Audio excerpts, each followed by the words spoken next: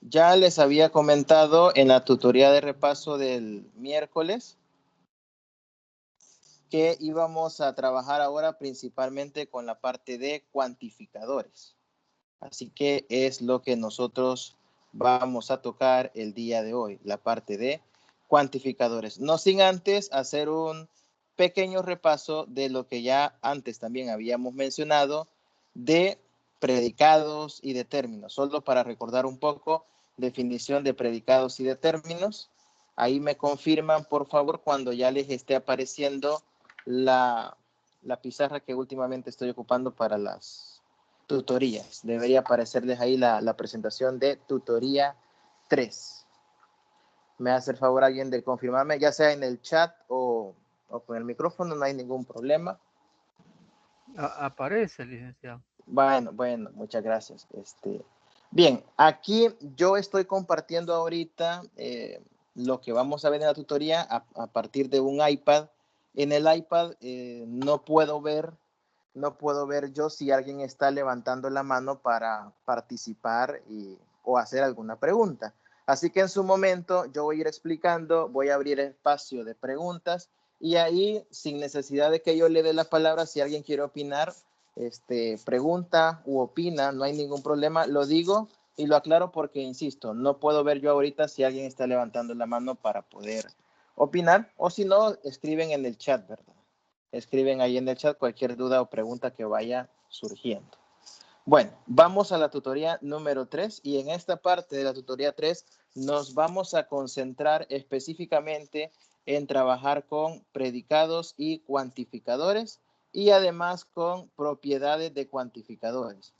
El material fundamental del que ustedes deben echar mano para estudiar estos contenidos es, en una primera instancia, un libro que tienen ustedes en plataforma, que es un libro de la Escuela de Matemáticas. Es un libro de la Escuela de Matemáticas. Y también ese libro es el que dice, quiero ver, si no me equivoco, es Introducción a la Lógica Matemática. Ese libro tiene en las primeras páginas, tiene muy buena información sobre los contenidos de cuantificadores. Y también el libro digital que dice Predicados y Reglas de Inferencia, que aparece en el libro que aparece en la plataforma, el libro es Lógica Matemática para Ingeniería en Sistemas y Computación. Ese también es el libro base para que nosotros vamos a utilizar para analizar estos contenidos. Nos vamos a centrar hoy, les decía, en los temas de predicados y cuantificadores y en propiedades de cuantificadores. Bueno, haciendo un poquito de memoria, repasando algunas definiciones, al inicio de toda esta parte de la materia de lógica y teoría de conjuntos, vimos la definición de proposición, que era un enunciado u oración de la cual se puede afirmar que es falsa o verdadera, pero no ambas cosas a la vez. Es decir, una proposición era una oración, era un enunciado, una afirmación que solo admitía como valor de verdad falso o verdadero, pero no ambos valores a la vez. Después, en una proposición, por lo general compuesta, nosotros podemos identificar dos aspectos fundamentales, que es algo que trabajábamos el miércoles. Una cosa son los términos y otra cosa son los predicados en una proposición. El término es una expresión en la que se hace referencia a un objeto en particular dentro de una proposición. Los objetos pueden ser personas, cosas físicas o conceptos. Esto viene siendo bastante parecido a lo que en lenguaje usted veía como sujeto y predicado. El término no siempre debe hacer referencia a un nombre en particular, también puede hacer referencia a una frase en la que se puede identificar un objeto particular. Veamos algunos ejemplos de términos donde pues el término es posiblemente un nombre o un sustantivo. Y estos son los que aparecen marcados acá como términos constantes, estos que estoy marcando en color rojo. Ahí tenemos 4 proposiciones. José está estudiando, María juega tenis, el carro es blanco y 5 es mayor que 4. Entonces, en ese caso,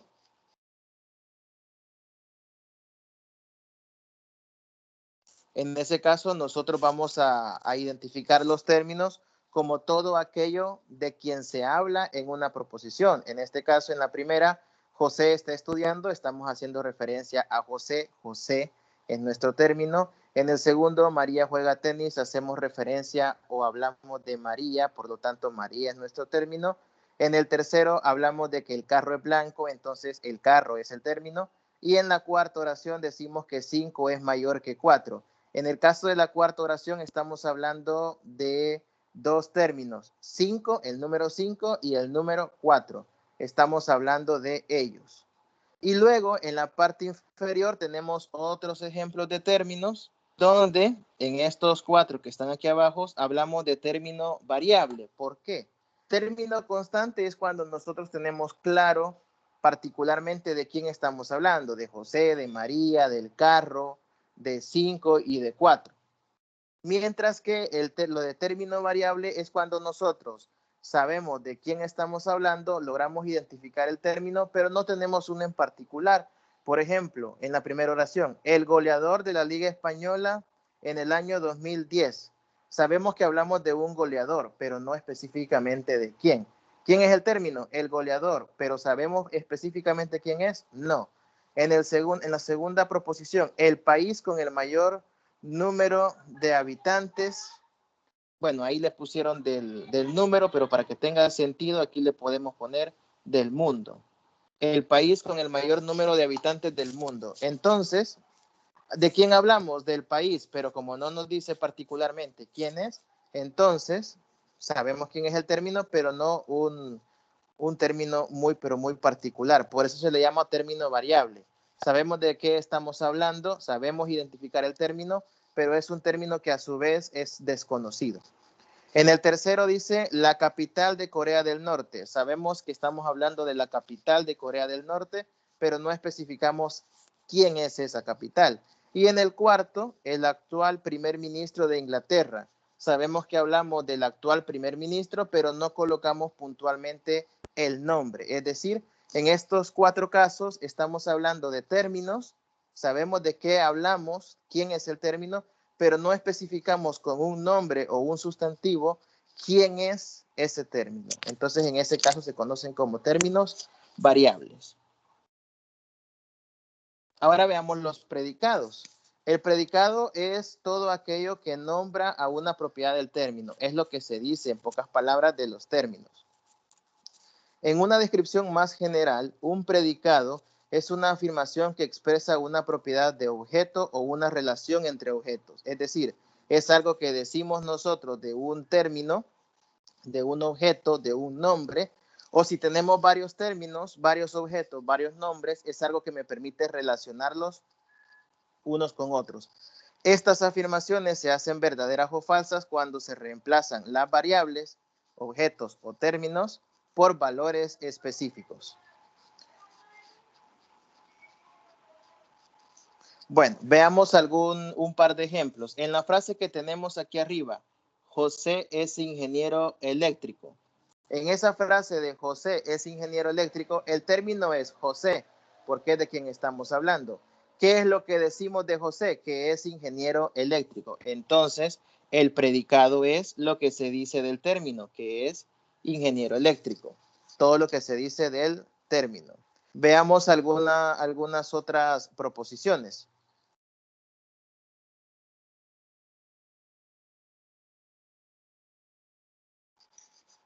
Abajo tenemos nuevamente la frase José es ingeniero eléctrico, que es una proposición, y luego tenemos algunos hombres son ingenieros eléctricos. Vaya, en este caso tenemos que hacer referencia a que en la proposición que aparece del lado derecho, José es ingeniero eléctrico, sabemos de quién estamos hablando, que es José, y lo que se dice de él, que es ingeniero eléctrico. En ese sentido, logramos identificar término y también logramos identificar el predicado en una misma proposición. Pero también, como lo dice esta observación que estoy ahorita yo voy a subrayar, los predicados son proposiciones abiertas que se convierten en una proposición cuando se concreta el sujeto. En el caso de la primera proposición que tenemos a la izquierda,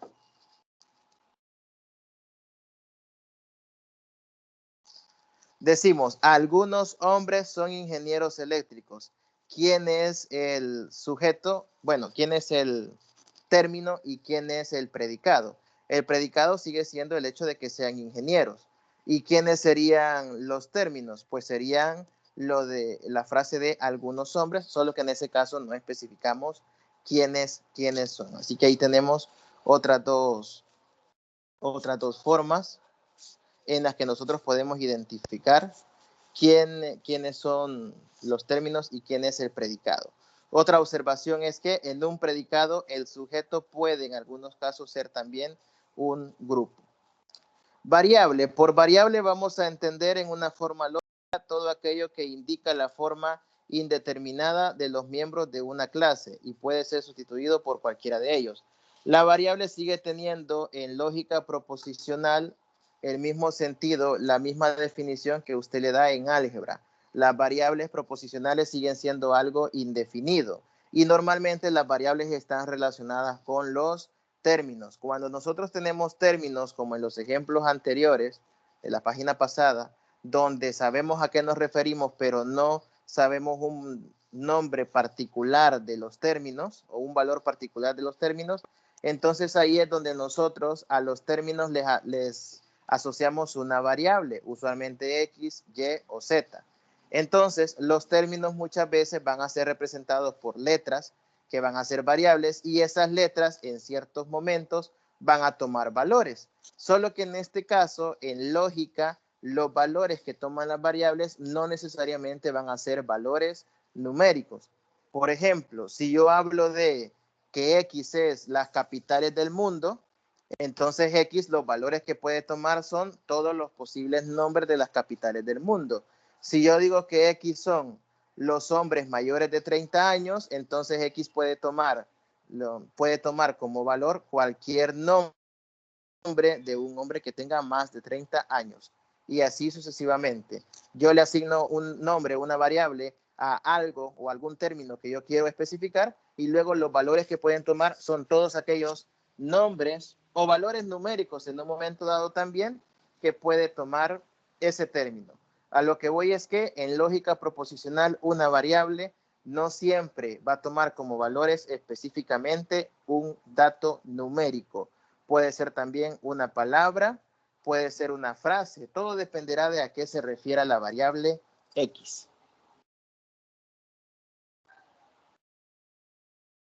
Bueno, vamos a un concepto también nuevo que está relacionado con la parte de las variables.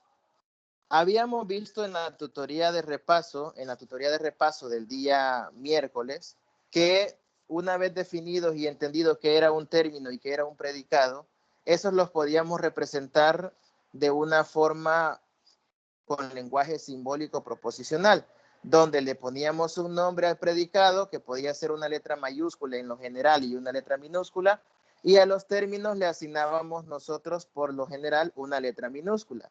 Entonces dijimos que una forma de escribir una proposición usando términos y predicados era poner el nombre del predicado y como subíndice el nombre del término.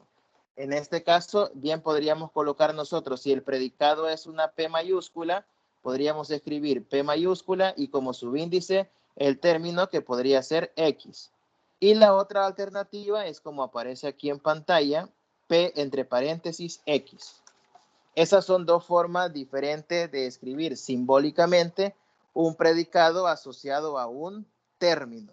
Entonces, en general, si usted ve una frase que dice P de X, Q de X, H de X, L de X o así en general, cualquier expresión de ese tipo, P de X, Q de X, en lógica proposicional eso significa un predicado asociado al término que está entre paréntesis, en este caso X.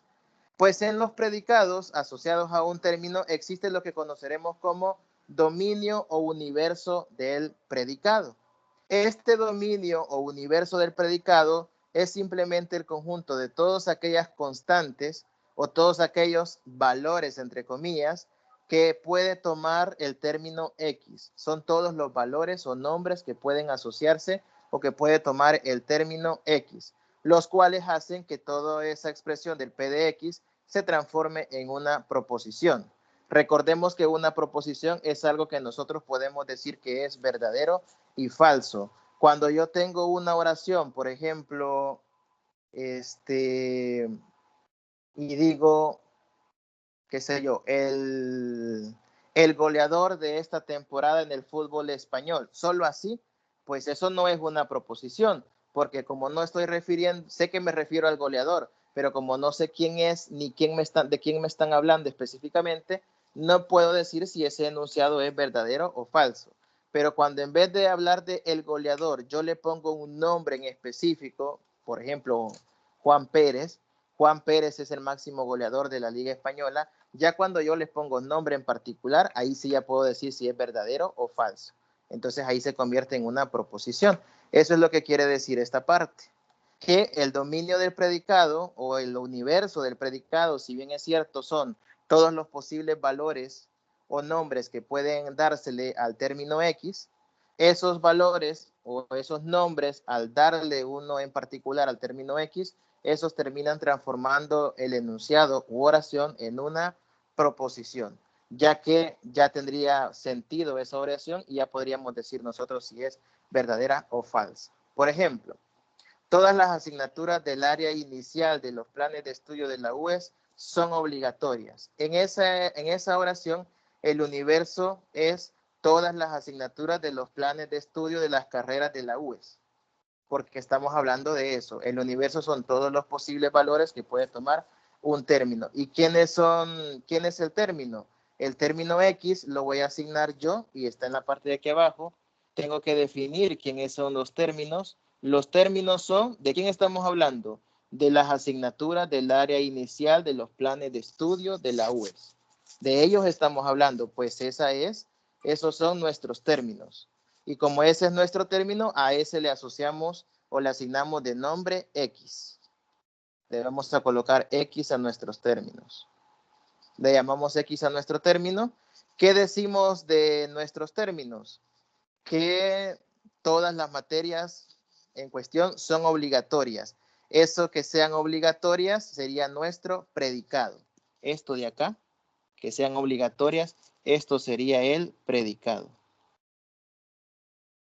Una vez ya identificamos quién es X, quién es el término y quiénes son los predicados, bueno, entonces venimos y tratamos de identificar el universo o el dominio de nuestro predicado.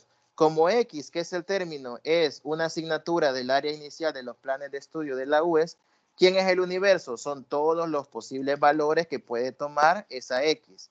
Si X es una asignatura, el universo son todas las asignaturas que nosotros podamos encontrar en los planes iniciales de las carreras de estudio de la UES. Por eso es que se ha colocado ahí como el universo todas las asignaturas de los planes de estudio de las carreras de la UES. Identificamos término, identificamos predicado y el universo, repito, son todos los posibles valores que puede tomar X. Muchas veces el término y el universo suelen confundirse un poco porque casi se suelen representar de la misma manera.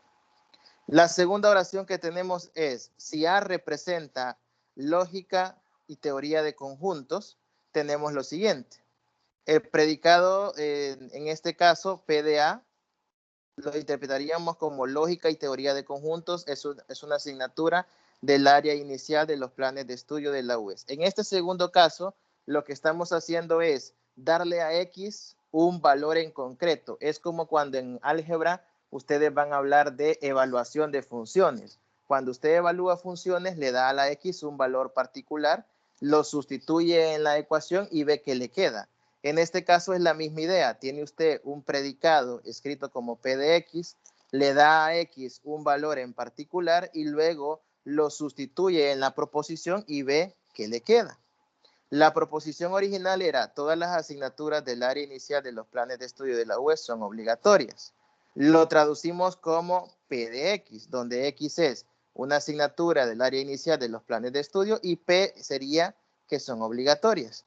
Pues bueno, si a la X le doy un valor particular, lógica y teoría de conjuntos, que es una materia, ¿cómo se traduce entonces el PDA? Se traduciría como lógica y teoría de conjuntos. Es una asignatura del área inicial de los planes de estudio de la UES y ahí le faltaría nada más decir que es obligatoria porque termina la frase diciendo que son obligatorios. Lógica y teoría de conjuntos es una asignatura del área inicial de los planes de estudio de la UES que es obligatoria, le vamos a poner. Es lo que le faltaría. Eso sería ya como evaluar nuestro predicado en un valor en concreto, como asignarle al término X un valor particular. Le podemos poner también, por ejemplo, que A valga álgebra y teoría de funciones, entonces sería álgebra y teoría de funciones. Por poner un caso, es una asignatura del área inicial de los planes de estudio de la UES que es obligatoria. Le podemos poner que A fuera geometría euclidea 1 y lo mismo. Entonces, A o X puede tomar cualquier valor en este caso, que sería cualquier materia de los planes de estudio de la UES. Bueno, no sé si hay alguna pregunta con esta parte de la definición de dominio o universo de un predicado.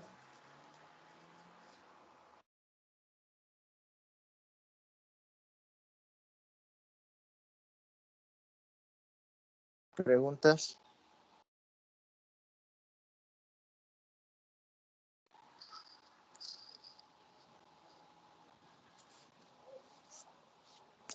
¿Preguntas? ¿Preguntas? Licenciado, la Diga. P y la X encerrada siempre se lee P de X. Y la P y la A encerrada se lee P de A, ¿verdad? Y Sí, así correcto. sucesivamente. Sí, sí, la forma de leerlo es así, P de X, P de A. Ajá. La forma de interpretarlo es lo que puede ser un Un poquito poco, confuso. Ajá. ajá, Porque se trata de, digamos, si usted tiene una proposición o una oración, normalmente una proposición, se trata de identificar en la proposición quién es el término, o sea, de quién se está hablando, y quién es el predicado, lo que se dice de los términos. Y luego le pone un nombre al predicado, le pone un nombre al término, y luego esos los escribe así como aparece acá. P sub X, o sea, el nombre del predicado con subíndices, el nombre del término, o P entre paréntesis X, el ajá. nombre del predicado y entre paréntesis el nombre del término. Pero la forma de leerlo es P de X. P de X. Sí, Bueno, gracias, licenciado. bueno, ok. ¿Preguntas? ¿No? Bien. Vamos entonces, esto era solo un poco de repaso con respecto a la definición de predicados, porque de aquí en adelante la notación que se va a utilizar para cuantificadores hace referencia a expresiones que van a llevar P de X, Q de X, o sea que van a ser predicados y también términos. O sea, vamos a estar trabajando con todo ese tipo de notación. ¿Qué son los cuantificadores? Los cuantificadores son símbolos, por llamarlos de alguna manera, que nos determinan los valores de las variables para los cuales es verdadera o falsa una forma proposicional. Entonces, los cuantificadores son expresiones que nos sirven para decir si los valores que vamos a tomar, que se le van a asignar a un término, son todos los valores, son algunos valores, son un único valor o qué. No me está diciendo específicamente qué valores le voy a asignar, pero sí me habla de que cuántos valores son los que le voy a asignar al término en una expresión que lleva predicados. ¿Cuántos valores le voy a asignar al término? Entonces tenemos primero un cuantificador universal. El cuantificador universal se representa en términos muy simples como una letra A mayúscula invertida. Lo podemos ver así, como una especie de A mayúscula invertida, este que está acá. Este símbolo de A mayúscula invertida es el que vendría siendo cuantificador universal. Y a la par se le coloca el nombre del término que estemos usando de la proposición. Entonces, ese cuantificador universal, que es como una A mayúscula invertida, junto con el X, tiene diferentes formas de leerse. pero el cuantificador universal en general establece que cada objeto de nuestro universo tiene una determinada propiedad. Es decir, si nosotros sabemos quién es el término y quién es el predicado, cuando usamos el cuantificador universal estamos diciendo que todos los elementos del universo de nuestra proposición cumplen esa cierta propiedad del predicado. Y esto tiene diferentes formas de leerse y de traducirse. Cuando vean este símbolo, ustedes pueden asociarlo con la frase todos los X, todo X, cada uno de X, para cada X, cualquier X, siempre que X. Y en general, en la mayoría de libros, la frase principal que se utiliza para el cuantificador universal es la frase del para todo X. ¿Por qué? Porque esta última es la que más comúnmente interpreta uno como que todo lo que se está hablando de esa X se va a cumplir para todos los valores que nosotros tomemos de X. Cuando usamos el cuantificador universal, nosotros estamos diciendo que la propiedad de la que estemos hablando la van a cumplir absolutamente todos los valores que pueda tomar X. Por ejemplo, si nosotros decimos para todo X, escribiéndolo así, para todo X se cumple que X es positivo, digamos. Ahí lo que estoy diciendo es que todos los números X que usted se puede imaginar van a ser positivos. Obviamente aquí hay que definir antes quién es el conjunto universal o quién es el dominio, quién es el conjunto universal, en qué conjunto nos estamos moviendo. Por ejemplo, yo puedo definir que el conjunto universal sean todos los números reales y hacer esta proposición, decir que para todo X, o sea, todos los reales van a ser positivos. Sabemos que eso no es cierto. Hay números reales que son negativos, pero es una forma de verlo.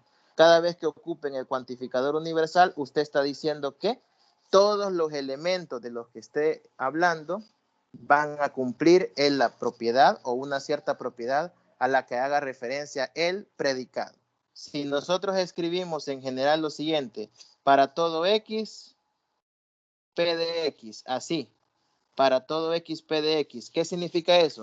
Significa que todos los elementos X van a cumplir la propiedad P de X o van a cumplir lo que me diga P. ¿Y quién es P? Es un predicado.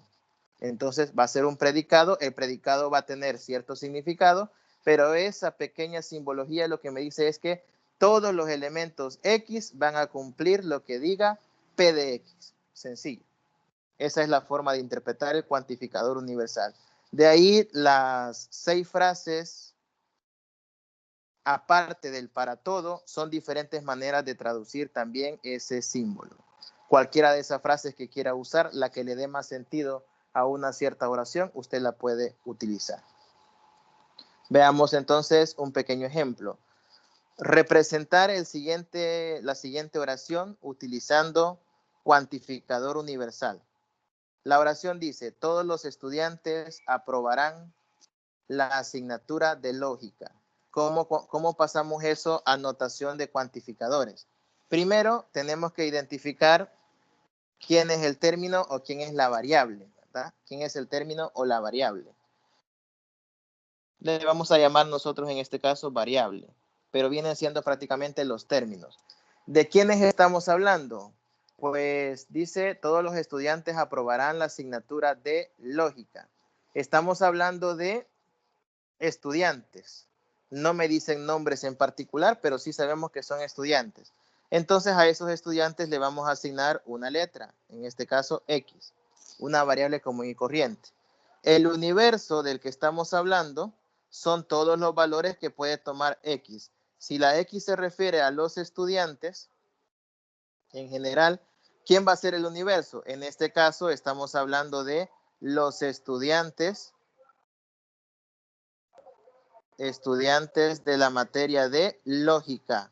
¿Por qué? Porque el enunciado así lo dice. Todos los estudiantes aprobarán la asignatura de lógica.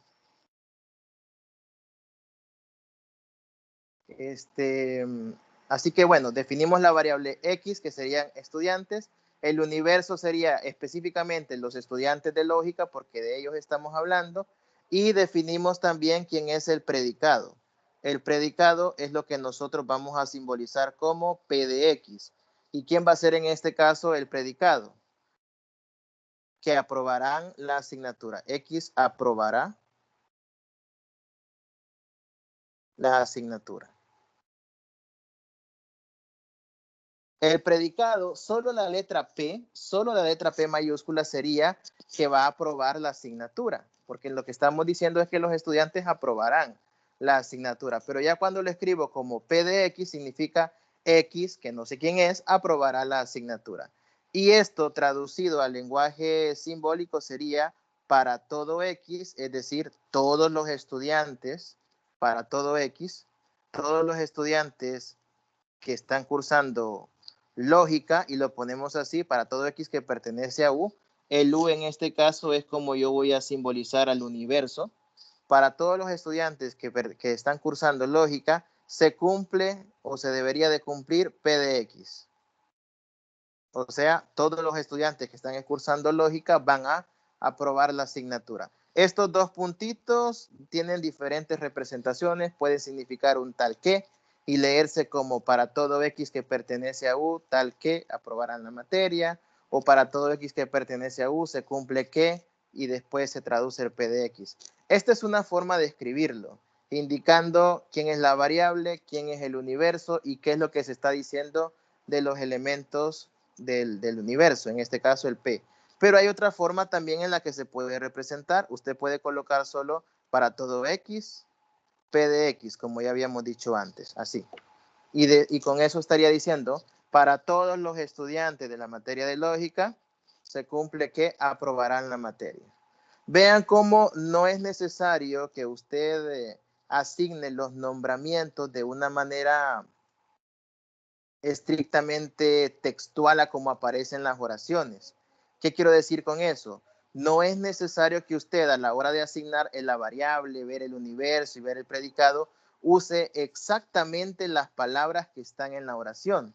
Y que si alguna palabra no la usó o le puso palabras de más, piense que está malo. No, ahí simplemente hay que darle sentido. Muchas veces las oraciones se escriben con los términos al inicio, los términos al final, los términos al en medio.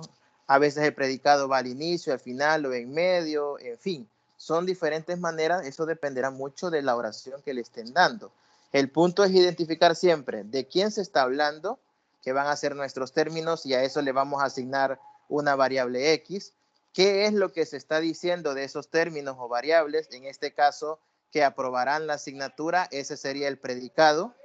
Y bueno, de ahí el universo, ¿no? El universo que es todos los posibles valores que pueden tomar nuestra variable. Ahí tenemos dos formas de representar y de traducir esta oración. Una es usando nada más el cuantificador y el predicado, y la otra es especificando también el universo. Si ocupan la del universo, tienen que escribir también por aparte quién es el universo de esta expresión. Entonces esto es con el cuantificador universal. No sé si alguien tiene alguna pregunta.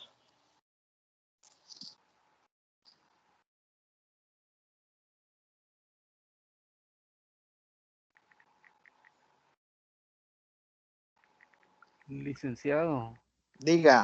en donde dice predicado P de X, esa flechita se simboliza una O, si no me equivoco.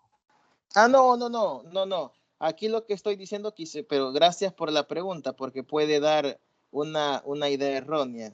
Con la flecha, lo único que quiero decir es que el P de X estaría representando la frase X aprobará la asignatura. Se leería así. No es una flecha que indique implicación en este caso, sino que lo que estoy Ajá. diciendo es que la forma como se leería P de X es que P de X es aprobará la asignatura. Quizás le voy a poner mejor unos 2 puntos por acá. Lo voy a poner así. Sí. ¿Vale? El predicado P de X es X aprobará la asignatura. Solo Ujú. la P sería aprobará la asignatura. Y los Y dos puntitos. los dos puntitos solo es para separar P de X y lo que significa, nada más. O sea, ahí no hay ninguna anotación en especial. Ajá, En esa parte que estoy haciendo ahí. sí. Sí, gracias, licenciado. Bueno, ¿otra pregunta?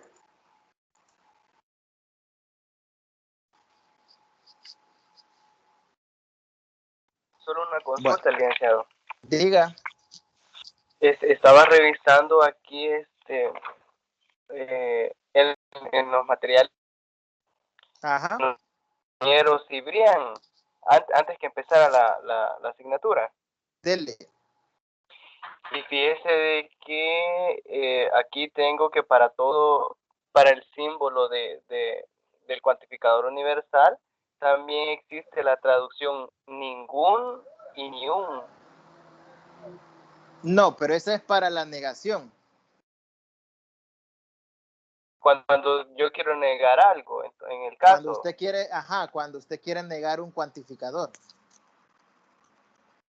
Sí, esa era mi pregunta, porque él Sí. ahí le había dado como traducción del símbolo también. Sería de revisar si lo dio como traducción directamente solo del para todo, o habría que ver a qué se está, o sea, habría que ver cuál es el predicado que ha usado también. Lo que pasa es que aquí solo el símbolo del cuantificador universal en general se lee como para todo. De ahí en más habría que ver cómo es el predicado y alguna otra observación que haya, pero la traducción del ningún, que es lo que vamos a ver ya a continuación. Esos son cuando nosotros queremos trabajar particularmente con la negación del cuantificador universal. Esas traducciones que usted me está diciendo, la del ningún, y quiero ver cuál otra sería. Bueno, creo que hay varias, ya lo vamos a ver, pero creo que una de esas sí es para ningún, ninguno y simplemente no, nadie, también es otra traducción, nada, todas esas son con el llamado cuantificador universal negativo, donde ahí depende, insisto, cómo vaya el cuantificador y si nosotros lo estamos negando. Por ponerle un ejemplo, como el cuantificador significa que todos los elementos cumplen una determinada condición, ahí habría que ver cuál es el predicado o si el cuantificador lleva una negación para traducirlo de alguna otra manera. Así que tiene que ver mucho también cómo va el predicado, dependiendo de qué signo. Ya vamos a ver eso para que vean esas otras traducciones.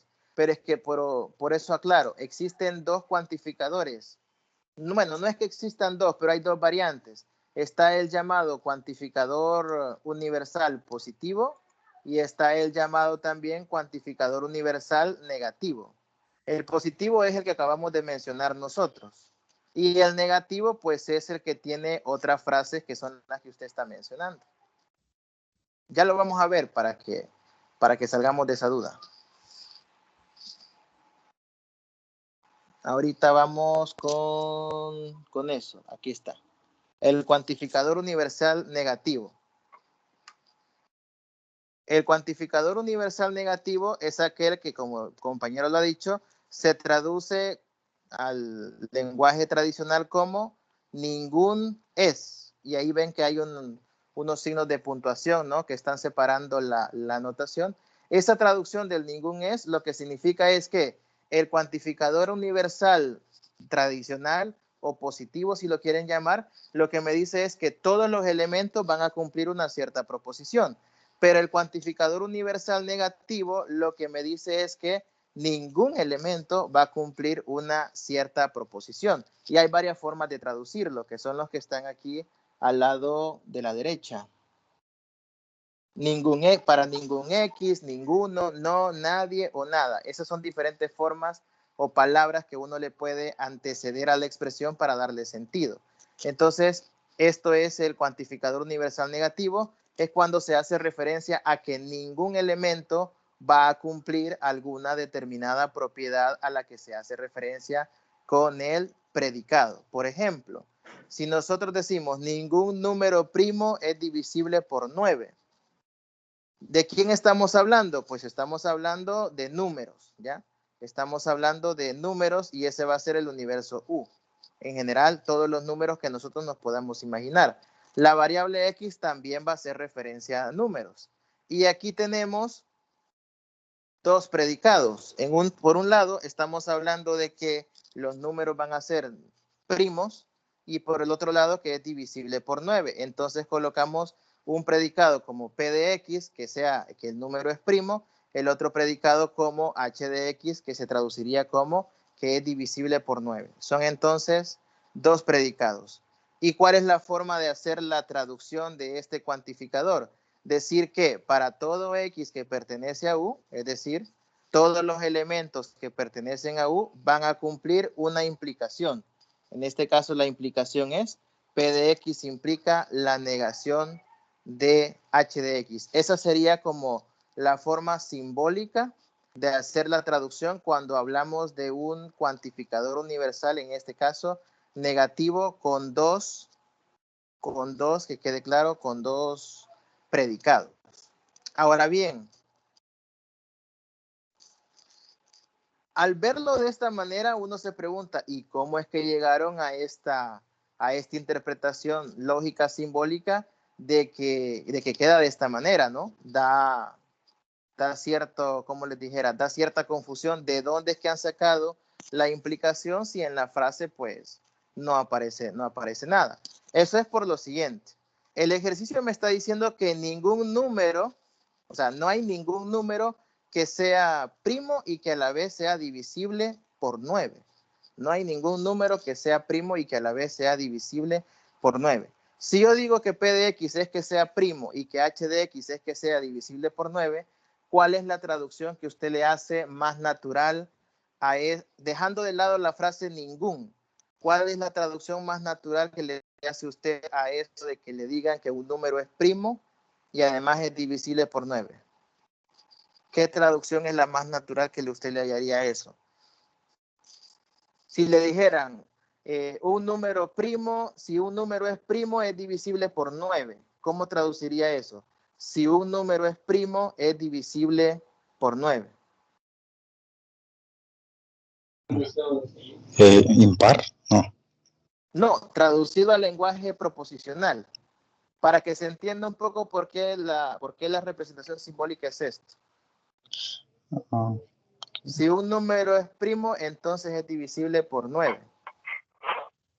¿Cómo lo traducirían?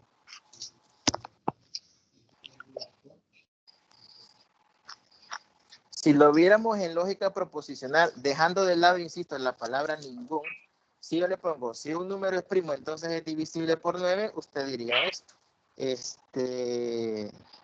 Si P de X, si un número es primo, entonces es divisible por 9, sería H de X. ¿Sí, verdad? Si P es primo, si un número es primo, entonces es divisible por 9. Esa sería la traducción más usual de esta parte. Si no le agregáramos la frase del ningún. Pero ¿cómo le afecta entonces el hecho de que ahí le diga ningún número primo es divisible por 9? Si yo digo que ningún número primo es divisible por 9, significaría que si yo le quito el ningún y quisiera expresar esto de otra manera, diría, si un número es primo, entonces no es divisible por 9. Cuando yo digo que ningún número primo es divisible por 9, es lo mismo que estoy diciendo. Si un número es primo, entonces no es divisible por 9. De ahí es donde se hace la traducción. Si un número es primo, entonces no es divisible por 9. Eso es lo que nosotros queremos decir al final. Y eso lo van a cumplir todos los números primos y por eso le anteponemos el para todo X. Entonces aquí lo que estamos diciendo con esta notación de cuantificador es que para todo número que nosotros podamos tomar en el universo de los números, en este caso habría que aclarar ahí que los números con los cuales vamos a trabajar, los reales, por ejemplo, que para todos los números reales que existan, si el número es un primo, entonces no es divisible por 9. De ahí es donde se saca la traducción. Cuando nosotros trabajamos con dos predicados. Así que esa es la forma también de trabajar con el cuantificador universal negativo. El negativo es un poco más complicado de ver, no es tan fácil de interpretar por la misma condición de cómo se utiliza.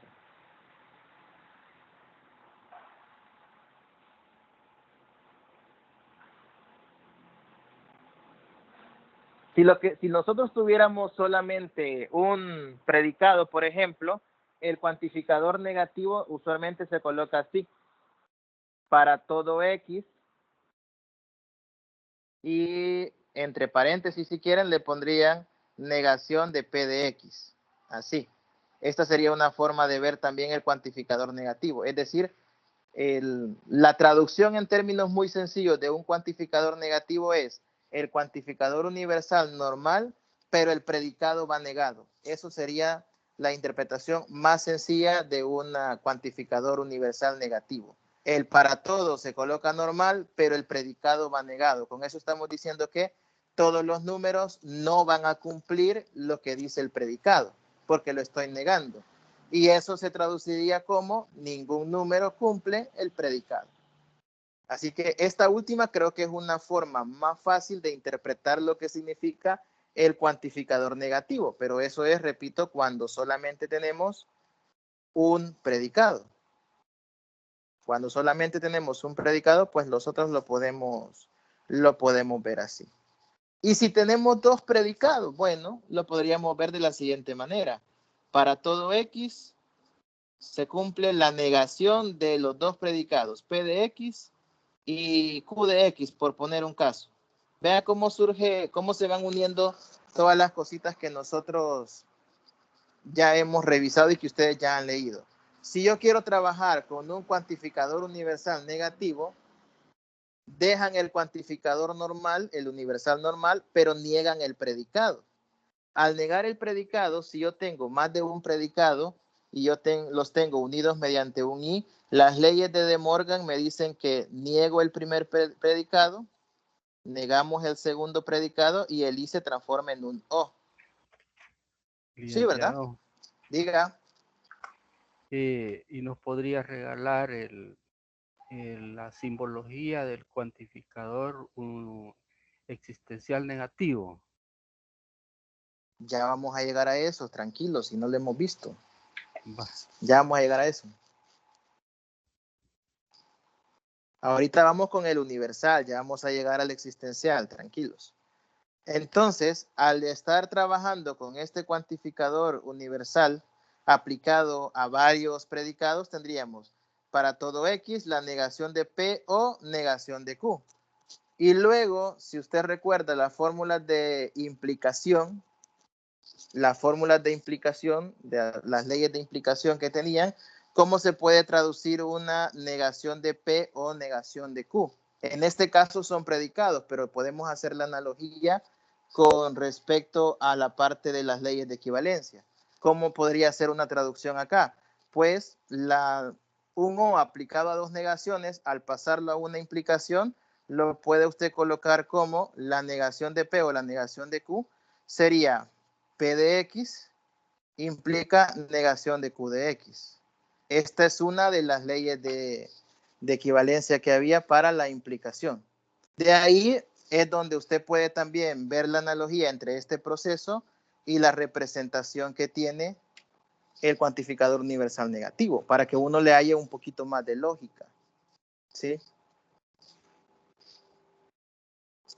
Porque, insisto, la frase de ningún número primo es divisible por 9 también la pueden ir deduciendo, así como yo he colocado este argumento, esta justificación, desde el punto de vista de los predicados P y Q. Si yo lo viera de esa manera. Así que todas las leyes de equivalencia que usted ya ha revisado, que usted ya pudo haber leído, se pueden también aplicar teniendo mucho cuidado que en este caso no son proposiciones tal cual, sino que son predicados con los que usted va a estar trabajando, pero todas se manejan de una forma muy equivalente. Así que así estaríamos trabajando. El cuantificador universal negativo En términos muy, pero muy sencillos, sería el mismo cuantificador universal tradicional, pero negando el predicado o los predicados según como se esté planteando nuestra oración. No sé si hay alguna pregunta.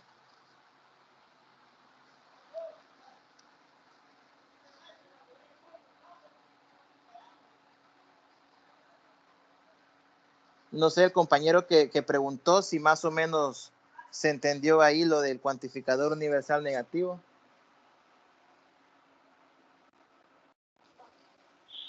Sí, licenciado, es que yo creía que Ajá. lo que se negaba era exactamente el símbolo, no ninguna de las proposiciones, eso no lo entendía yo. No, es que lo que pasa, y lo vamos a ver al final de hoy, es que también sucede eso. Pero es muy importante tener claro que el cuantificador universal negativo es siempre hacer referencia a todos los elementos del conjunto, pero decir que todos los elementos no cumplen algo, digamos. El cuantificador universal normal es decir que sí cumplen algo, y el cuantificador universal negativo es decir que no cumplen algo, pero siempre haciendo referencia a todos. Ahora bien, también está la parte que usted menciona, porque también está la parte de negar solo el cuantificador. Pero cuando uno niega el cuantificador, digamos, negamos el para todo, ya eso se interpreta de otra manera. Entonces es muy importante tener cuidado con lo que usted pregunta también, porque no es lo mismo cuantificador universal negativo que negar el cuantificador universal. No es lo mismo, pero ya vamos a ver cómo se trabaja. Bueno, vamos a pasar entonces ahora al que... bueno, este es el ejemplo que acabamos de hacer. Bueno, no, este es otro. Aquí tenemos otro ejemplo de cuantificador universal negativo. Dice, ninguno de los estudiantes reprobó lógica. Ninguno de los estudiantes reprobó lógica. Entonces aquí decimos que la variable sea X, que representaría a los estudiantes. El universo son todos los estudiantes de lógica, porque de ellos estamos hablando. El predicado sería que reprobó lógica, y traduciendo esta oración sin el cuantificador sería P de X. Con P de X decimos X reprobó la asignatura. Bueno, ¿cómo se traduciría esta oración usando lenguaje proposicional y particularmente el cuantificador universal negativo? Pues nosotros tendríamos que traducirlo como para todo X en el conjunto universal, es decir, todos los estudiantes de lógica. Eso es lo que traduce esta parte de acá. Todos los estudiantes de lógica, ¿qué es lo que cumplen? La negación de P, es decir, reprobó la asignatura. O sea que esto se puede leer de dos maneras. Yo puedo decir, todos los estudiantes de lógica, la negación de P sería, perdón, no reprobaron la asignatura. Todos los estudiantes de lógica no reprobaron la asignatura, que es lo mismo que decir, ningún estudiante reprobó lógica o ningún estudiante reprobó la asignatura. Todos los estudiantes no reprobaron o ningún estudiante reprobó. Lo que sucede es que la traducción, viéndolo como la palabra ninguno, es más entendible que viéndolo con la frase del para todo. No es lo mismo que usted lea ninguno de los estudiantes reprobó lógica a que usted lea todos los estudiantes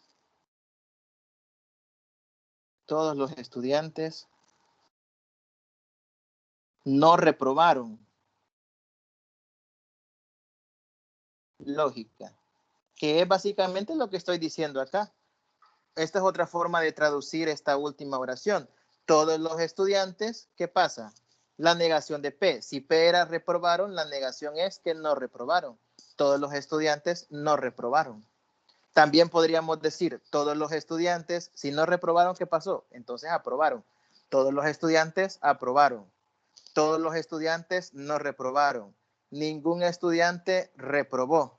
Ningún estudiante no aprobó.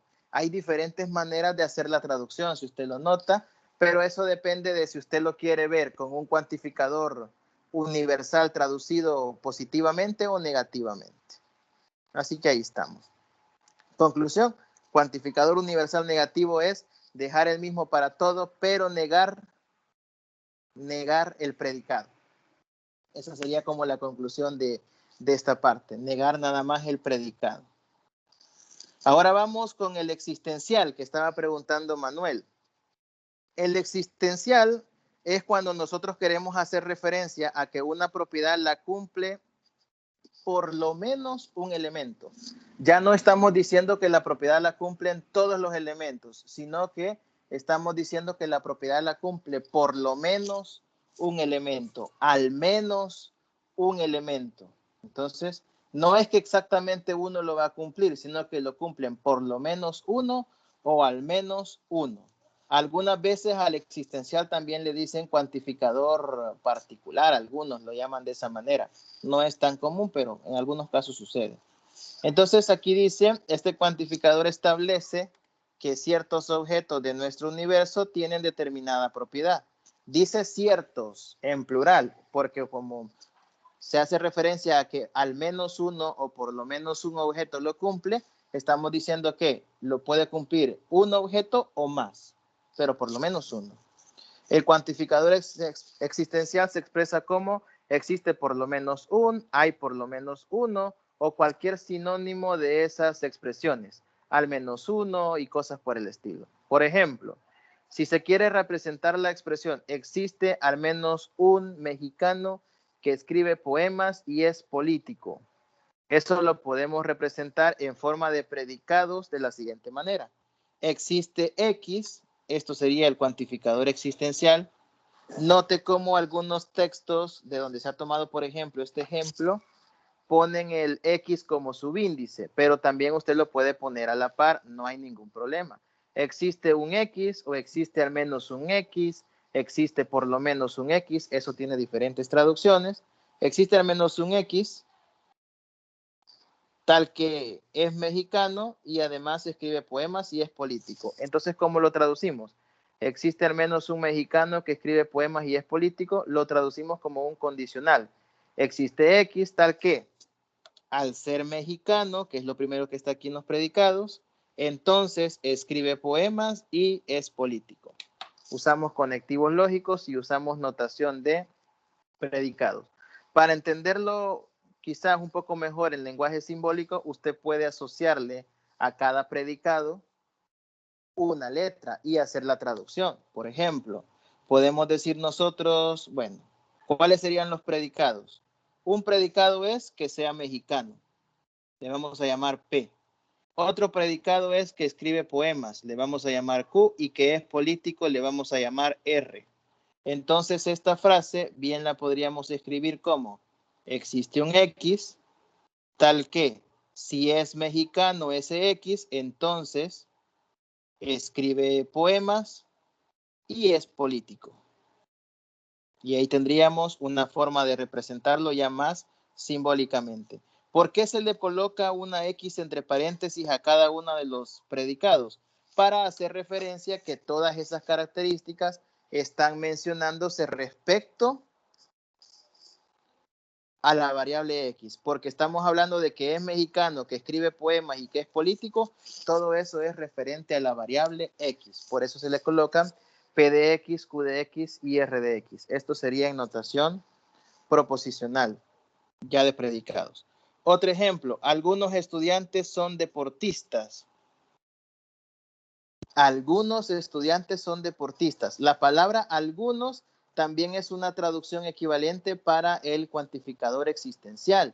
Entonces la palabra algunos, en vez de, si no la queremos ver así, podemos decir existe al menos un X, tal que es un estudiante universitario y es deportista. La oración original no me dice que sean universitarios, así que aquí sería estarle agregando una frase más. La expresión original solo me dice algunos estudiantes son deportistas. Así que en este ejemplo le han agregado todavía un predicado más, que sea universitario y que sea deportista, con el objetivo de trabajar con una expresión un poco más compleja. Entonces, ¿qué podemos decir aquí de los predicados? Que sea universitario sería un predicado, que sea deportista sería otro predicado. Y esto lo traducimos, esta segunda frase, como existe un X, donde X está haciendo referencia a los estudiantes. Existe un estudiante tal que es universitario y además es deportista. P de X y Q de X. En notación de predicado se le coloca la X para hacer referencia a quienes se están refiriendo los argumentos. Así que ahí podemos nosotros hacer la traducción. En este último ejemplo sí quiero resaltar algo importante para evitar malos entendidos. El material de donde se ha sacado este ejemplo le agregó la condicionante que X es universitario. En general, la frase original no lo dice. Así que bien podrían ustedes omitir el hecho de que sea universitario y solo ponerle el Q de X y ya estaría bueno.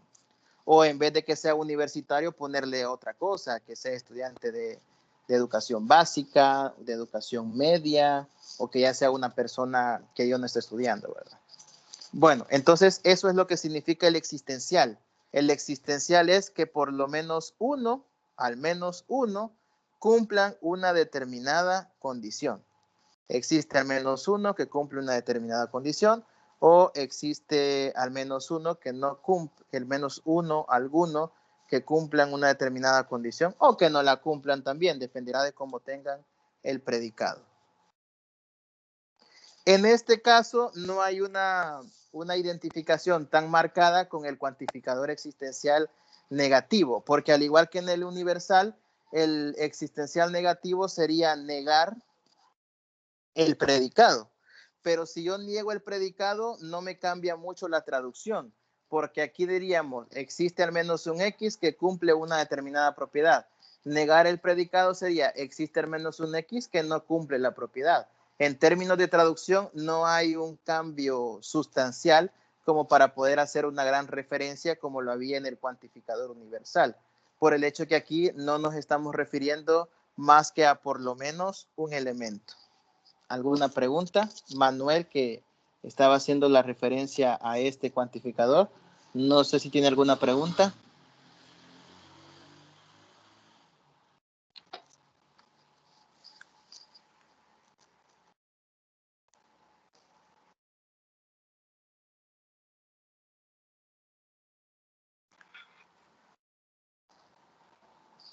¿Preguntas?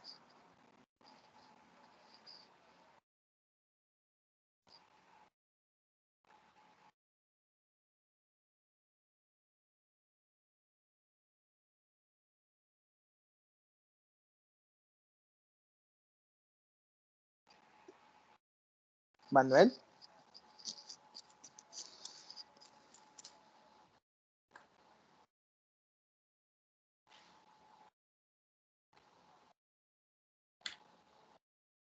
¿O alguien más que tiene alguna pregunta?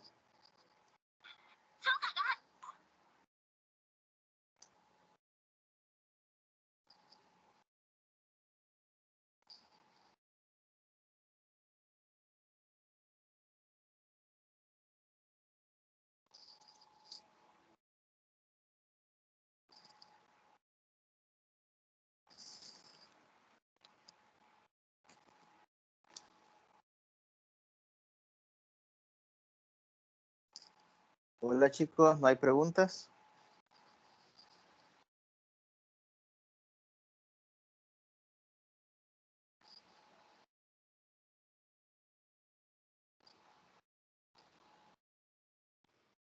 No, no, por el momento no. Bueno. Ok, sigamos. Vamos a ver un ejemplo. Dice, representar la siguiente sentencia utilizando obviamente cuantificadores. Existe al menos un matemático y un doctor en la colonia. Existe al menos un matemático y un doctor en la colonia. ¿Cómo lo podemos representar nosotros usando el cuantificador existencial, obviamente? En términos sencillos, nosotros podemos decir, bueno, ¿de quién estamos hablando? Pues no sabemos específicamente de quién, pero estamos hablando de alguien que va a ser para nosotros una X. Esta sería la variable X. Estamos hablando de alguien, ese alguien va a ser nuestro término, no sabemos quién es y le ponemos una X. ¿Quién sería nuestro universo? Todos los posibles candidatos a valores que puede tomar X. Como estamos hablando de que existe al menos un matemático y un doctor en la colonia, pues el universo serían los habitantes de la colonia. porque son todos los posibles valores que le puedo dar a X, los habitantes de la colonia. Esto es algo como el dominio cuando uno ve la parte de funciones. ¿Qué decimos de estos habitantes de la colonia? Que bueno, que van a ser matemáticos o también doctores. Entonces le ponemos como predicado m de x por cambiar de letras, m de x que x sea matemático.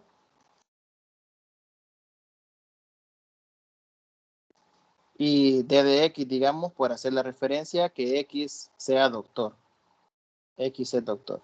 ¿Y cómo traducimos? Bueno, existe al menos, sería, existe al menos un X que pertenece al universo U, es decir, existe al menos un X que es de los habitantes de la colonia, tal que M de X y D de X. ¿Por qué? Porque existe al menos un habitante de la colonia que será matemático y doctor. Como es un i el que une los dos predicados, pues por eso le colocamos el i en notación lógico-simbólico. Esto también lo podemos escribir como existe un x que cumple mx y d de x. Lo podríamos escribir también simplemente así. La primera opción, la que lleva el u, es más general porque además estamos indicando el conjunto universal de nuestra oración. Así que ahí tenemos esta pequeña traducción utilizando el cuantificador existencial. Bien, aparte de estos dos cuantificadores, del universal y el existencial, existe un cuantificador al que creo que en el libro no le han hecho mayor referencia, pero por si se lo llegaran a encontrar cuando ustedes estén estudiando o leyendo algún material, tiene también mucha importancia. Y es que hemos hablado nosotros de que podemos hacer referencia a que todos los elementos de un conjunto cumplan una cierta propiedad o a que en este caso al menos o algún elemento del conjunto cumpla una propiedad. Pero existe un cuantificador, lo voy a colocar por acá, que se conoce como cuantificador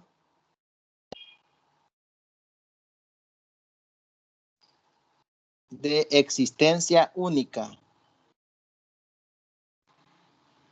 Se simboliza por una E, la misma E invertida del cuantificador existencial, porque ese es un dato muy importante. El existencial es como una E invertida, viendo hacia atrás, y se le agrega un signo de admiración. Cuando usted vea esto, el E de la existencial con un signo de admiración, eso significa existe un único. No sé si más de alguno ya lo vio por ahí en alguna parte, pero por si en algún momento lo encuentran, eso significa existe un único. Es bien raro que lleve un signo de admiración, lo más que uno puede pensar es que es un error de dedo, como dicen, o un error de digitación, pero no. Ese existencial único, así se lee, existe un único. Se usa cuando uno quiere hacer referencia a que solo hay un elemento que cumple una determinada propiedad. En ese caso es que se ocupa el cuantificador de existencia única, es decir, se leería como existe un único elemento que cumple tal cosa. Ese es uno que creo que no aparece tan normalmente en el material, pero bueno, ahí lo tienen ustedes como dato extra. Ahora vamos con equivalencias lógicas entre cuantificadores. Cuando hablamos de equivalencias lógicas entre cuantificadores, nos referimos al hecho de cómo podemos escribir un cuantificador usando muchas veces otro. O sea, es algo similar a las equivalencias en el álgebra de proposiciones, ¿verdad? O en esas leyes del álgebra de proposiciones. En este caso, por ejemplo, tenemos la proposición, lo que ya hemos visto de los cuantificadores, para todo X se escribe con el símbolo del cuantificador universal y el predicado. Ningún X es la negación del predicado. Algún X es el existencial, algún X no es el de existencial negativo. Aquí pueden ver con estas traducciones lo que les decía del existencial. El existencial negativo no tiene en forma traducida mayor diferencia del existencial normal. El cuantificador existencial negativo y el cuantificador existencial positivo, no hay mayor diferencia en la traducción, más que usted le agrega una palabrita, no. Algún X cumple esto, algún X no cumple esto. En el cuantificador universal positivo y negativo, sí, se ve la diferencia cuando uno hace la traducción. El cuantificador universal positivo, que es cuando el predicado es positivo, dice para todo X se cumple tal cosa. Y cuando el predicado es negativo, se puede leer como ningún X cumple tal cosa. Bueno, pero que quede claro también, insisto, que no son las únicas maneras de hacer las traducciones. La segunda, por ejemplo, esta, la del cuantificador universal negativo. Si usted no quiere usar el ninguno, puede decir para todo X no se cumple el predicado. Para todo X se cumple lo siguiente. Entonces puede usar la traducción también tradicional. Para todo X, y usted pone lo contrario del predicado, o para todo X no se cumple lo que está en el predicado. Bueno, eso es como un resumen de las traducciones normales, pero aquí ya vienen algunas equivalencias, y es cómo puede escribir uno un cuantificador universal, positivo o negativo, y un cuantificador existencial, positivo o negativo, utilizando el cuantificador contrario, que esto es ya más o menos lo que preguntaba un compañero antes también. Si nosotros tenemos el cuantificador universal normal, el afirmativo o positivo, para todo X, P de X, ese yo lo puedo escribir usando también un existencial, solo que tendríamos que negar el existencial y negar el predicado. Lo mismo el cuantificador universal negativo, negamos el existencial y negamos el predicado. Como el predicado ya era negado, la negación de la negación es simplemente P. Y así con las otras dos equivalencias, ¿no? Entonces, en conclusión, si yo quiero buscar una expresión equivalente en términos de cuantificadores, lo que hago es cambio el cuantificador del para todo al existe o del existe al para todo, niego el cuantificador y además niego el predicado. Se está cambiando el cuantificador, se cambia el signo, por así decirlo, del cuantificador y se le cambia signo al predicado y ya se tiene una expresión equivalente. Se cambia todo en términos muy generales. Cuantificador, signo del cuantificador y signo del predicado. La traducción seguiría siendo la misma, la traducción al lenguaje natural. El valor de verdad, si se le sacara, seguiría siendo el mismo. Solo la expresión lógica simbólica se vería diferente, pero serían, repito, equivalentes. Entonces, aquí ya podemos ver nosotros ya una primera aparición de la negación de un cuantificador. Una cosa es un cuantificador universal o existencial negativo y otra cosa es la negación de un cuantificador, que ya vamos a entrar también en detalle con eso. Aquí nos presentan un ejemplo. La expresión todos son hombres equivale a decir es falso que algunos no sean hombres. Esta de todos son hombres sería un ejemplo del para todo X, P de X. Para todos X, P de X es un ejemplo de todos los hombres. Todos son hombres. O sea, todas las personas son hombres o cosas por el estilo. Y es lo mismo que decir es falso que existen algunos que no sean hombres. La segunda oración, ninguno es hombre, sería el equivalente al cuantificador universal negativo. Es lo mismo que decir es falso que algunos sean hombres.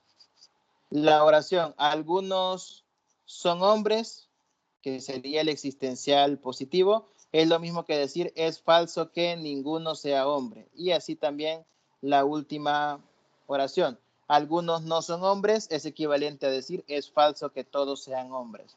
De estas cuatro oraciones, algo que resaltar es lo siguiente. Cuando uno niega un cuantificador, al traducir esa expresión, uno simplemente le agrega la frase es falso que. Si yo tengo la negación de un para todo, entonces usted pone es falso que y luego traduce lo demás. Si tiene la negación de un existencial, usted pone es falso que y luego la traducción del existencial. Por eso es que todas las equivalencias en ese ejemplo dicen es falso que, es falso que. Esa es la forma de traducir la negación en este caso de un cuantificador. Es falso que y luego trabaja la oración de una forma común y corriente. ¿Preguntas hasta acá, chicos?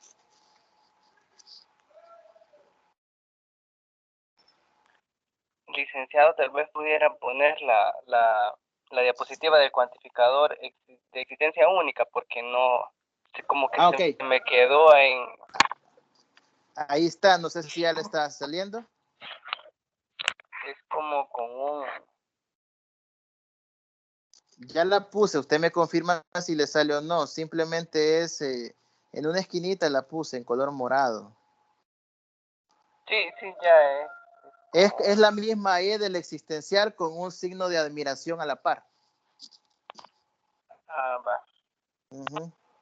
Repito, ese es uno que creo que en los materiales no lo abordan porque en el libro no lo he visto, al menos no lo he visto así como un cuantificador que lo expliquen a detalle y que pongan ejemplos. No lo he visto en el libro, al menos en la parte que he revisado. Y en el otro material de lectura del libro de la UES, del material de la UES, ahí tampoco lo abordan en una primera instancia, pero más adelante sí lo tocan. Entonces, por eso les digo, no es un cuantificador. Bueno, en las guías de ejercicio del material del libro de la UES sí está, el de Humberto Cermeño, que es el libro que les aparece como Introducción a la Lógica Matemática. El libro de Introducción a la Lógica Matemática que ustedes tienen ahí en la plataforma ocupa bastante este cuantificador, solo que lo utiliza, pero creo que no lo define. No lo define inicialmente. Vamos a ver.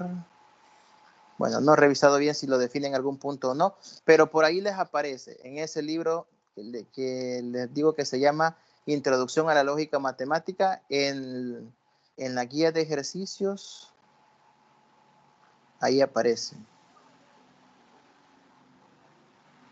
Así que por si en algún caso lo ven, ese del existencial único con un signo de admiración, no crean que es un error lo del signo de admiración, sino que simplemente así se pone. Esa es la forma de representar el cuantificador de existencia única. Es cuando a usted le parezca existe un único valor que cumple o que no cumpla cierta proposición. No sé si tienen alguna pregunta.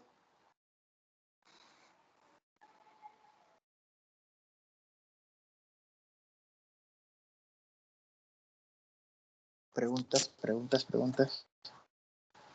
Bien.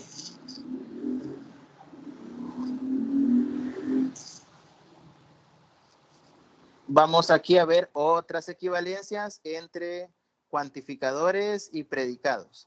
En estas otras equivalencias podemos ver cómo tenemos siempre el cuantificador universal y el cuantificador existencial aplicados a implicaciones y al conectivo y, a una conjunción. Y nos muestran también, una fórmula equivalente. Nos muestran una fórmula equivalente y vamos a demostrar nosotros ahorita la primera de esas fórmulas. Para todo X, P de X, si se cumple que P de X implica Q de X, es equivalente a la negación del existencial, muestra que P de X y la negación de Q de X. Vamos a demostrar la primera equivalencia entre estos cuantificadores. Vaya, ¿cómo se muestran equivalencias entre cuantificadores y predicados en este caso? La forma de demostrarlos es haciendo una mezcla entre la notación de cuantificadores y predicados y también las leyes del álgebra de proposiciones, que usted tiene por ahí un cuadrito de equivalencia en los materiales. Entonces, vamos a comenzar siempre del lado izquierdo. Para todo X, se cumple que P de X implica Q de X. Y tenemos que demostrar que esto lo vamos a convertir en un existencial negativo, cumpliendo P de X y la negación de Q de X. Por leyes del álgebra de proposiciones, sabemos que, por ejemplo, una implicación, el P de X implica Q de X, ¿cómo nosotros lo podemos manejar? Primero, no vamos a verlo como álgebra de proposiciones. Sabemos que el P de X implica Q de X, lo podemos nosotros transformar. ¿Y en qué lo podríamos nosotros transformar? El P de X implica Q de X, lo podríamos ver como, por leyes del álgebra de proposiciones, por leyes de equivalencia, esto es la negación del antecedente o el consecuente normal. Eso es por leyes de equivalencia. La negación del antecedente o el consecuente. Después, por la tabla anterior, la voy a volver a poner, las tablas de equivalencia anterior, vemos que en la primera proposición, en la primera equivalencia, el para todo x, p de x es equivalente a la negación del existencial y la negación del predicado. Entonces, usando eso, nosotros colocamos lo siguiente. Este para todo x, y viendo como lo que está entre paréntesis un solo predicado, esto es equivalente a la negación del existencial y la negación del predicado. En este caso, negación de p de x o q de x. Bueno, aquí van a disculpar que yo estoy más acostumbrado a hacer el signo de negación así curvo. Es ya cuestión de gustos, que yo así lo aprendí de una forma más sencilla, así que ahí van a disculpar que lo ponga así. Lo suelo hacer así más con ese colochito que de otra manera. Entonces, es una mezcla entre las equivalencias de cuantificadores y predicados y entre las equivalencias de el álgebra de proposiciones. Cuando ya nosotros tenemos esto, aplicamos De Morgan, la negación del cuantificador existencial, y De Morgan me distribuye la negación de un O en la negación del primero, sería negación de P de X y negación de Q de X. Distribuye la negación y cambia el cuantificador. Y esto me devuelve negación del existencial, P de X, y negación de Q de X. Y con eso ya hemos llegado al resultado que nosotros queríamos probar. En este caso, la equivalencia aquí le hace falta la negación a lo que nosotros queríamos probar. Negación del existencial. Lo voy a indicar acá. A este le hace falta la negación del existencial. Porque la que queríamos probar es la primera propiedad. La primera propiedad de este cuadro es la que nosotros queremos probar. Y la primera propiedad, si usted se fija, la primera equivalencia lleva una negación del existencial. Bueno, ahí está demostrado ya haciendo una mezcla entre equivalencias del álgebra de proposiciones o equivalencias lógicas y equivalencias entre cuantificadores. No sé si hay alguna pregunta. Solo un comentario, ¿verdad, licenciado? Que cuando se resuelven estas cosas es de, ¿cómo se llama? Especificar qué leyes se han ocupado, ¿verdad? Sí, lo que sucede es que, por ejemplo, cuando son leyes de equivalencia de proposiciones, es bastante fácil argumentarlo porque tienen su nombre. Por ejemplo, ley de doble negación, ley de implicación y cosas por el estilo. En este caso, en predicados, como nosotros vamos mezclando leyes del álgebra tradicional con leyes de los cuantificadores, cuando usted use una ley de una álgebra proposicional o ley de equivalencias, le puede poner el nombre. Por ejemplo, en el primer paso que yo hice, usted le puede poner aquí que aplicó la ley de implicación o una de las leyes de implicación, porque hay varias variantes. Aquí le podemos poner que aplicamos ley de implicación. Luego, en el penúltimo paso, le podemos poner que aplicamos De Morgan. Aplicamos De Morgan. Y en el último, en el penúltimo y en el último paso, pues simplemente ley de doble negación para la negación de la negación de P, doble negación. Y ahí le vamos aplicando eso. En el caso de las equivalencias en cuantificadores, no tienen un nombre específico, por lo tanto se volvería un poquito complicado la parte de ponerle el nombre, pero sí es importante lo que usted está diciendo. La parte de justificar cada paso a la hora de una tarea o a la hora de una evaluación como en un examen, pues sería así. Sería de irle colocando ahí el nombre de la propiedad que han ido utilizando. O por lo menos hacer referencia. En este caso, por ejemplo, si tenemos la tabla que era la anterior que les había mostrado, usted le puede poner alguna simbología a la propiedad que va a utilizar y hacer referencia a eso.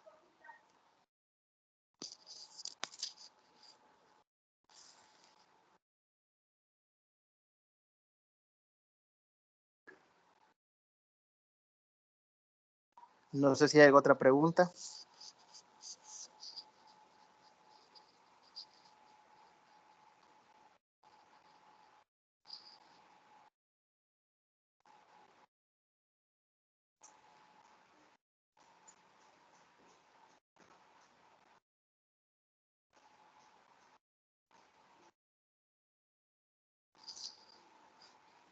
Vaya, todo lo que hemos visto ahorita de las formas equivalentes y de las traducciones de los diferentes cuantificadores y predicados son cosas que ustedes van a ocupar en la tarea, sobre todo en el ejercicio o en el problema 5, donde le piden analizar de una forma lógica cinco oraciones y pues ahí van a utilizar la parte de los predicados y la parte de los cuantificadores, ¿no? Ahí tendrían que poner en práctica todo lo que hemos visto de la traducción. En ese caso, traducción al lenguaje simbólico, usando cuantificadores y usando la parte de los predicados. No sé si tienen alguna pregunta.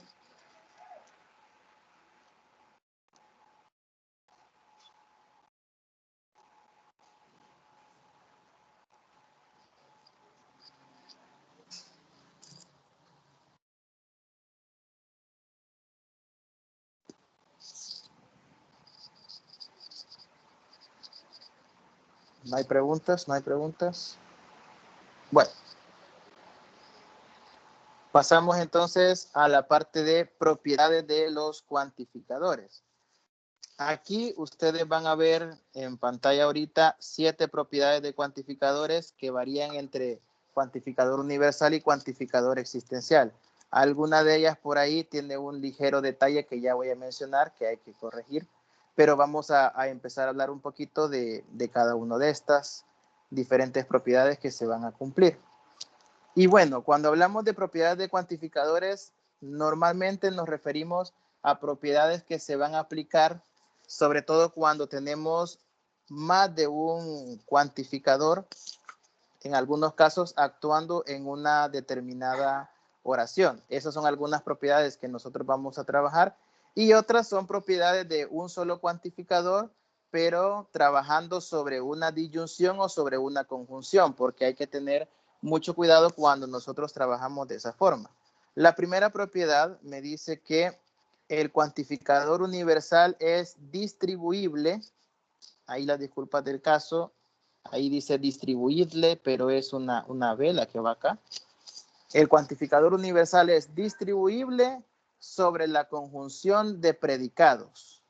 ¿Qué significa esa propiedad? Que si usted tiene un para todo X aplicado a una conjunción de predicados, usted puede distribuir el para todo X P de X y para todo X Q de X y no pasa nada. Sigue siendo una propiedad equivalente, de equivalencia, por así decirlo. Las dos expresiones son equivalentes. O sea que usted, repito, puede distribuir el para todo X en una disyunción, en una conjunción.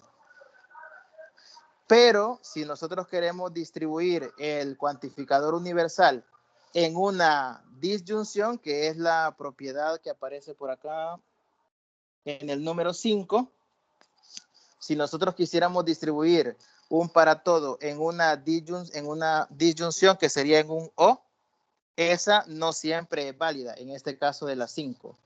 En el caso de las 5, la distribución no siempre es válida.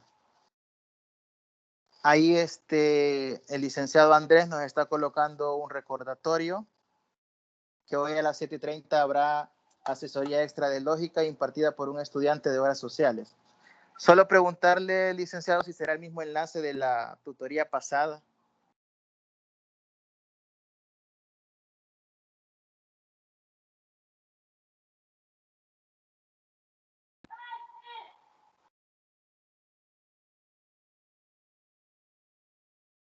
Ah, ok, perfecto. Licenciado, aprovecho solo para preguntarle, por si no sé si ya se va a ir o no, pero la evaluación continúa mañana, ¿verdad? Buenos días. Buenos días, Lick. Va a estar disponible hasta el día lunes. Todo el día lunes también pueden hacer. Ok, pero va a estar a partir de mañana. No, de hecho ya está habilitada para los que lo Ok. quieran hacer. Ok. Ya está habilitada. Así es que ya Ok. pueden. Bueno, gracias, Lick. También el de Bueno. álgebra, ¿verdad, licenciado? Sí, también los dos ya están habilitados. Sí, gracias. Ok. Gracias. Bueno, entonces aquí les estaba diciendo que las propiedades 1 y 5 que ustedes están viendo acá son propiedades que hablan de la distribución del cuantificador universal sobre una disyunción, que sería un O, y sobre una conjunción, que sería un I.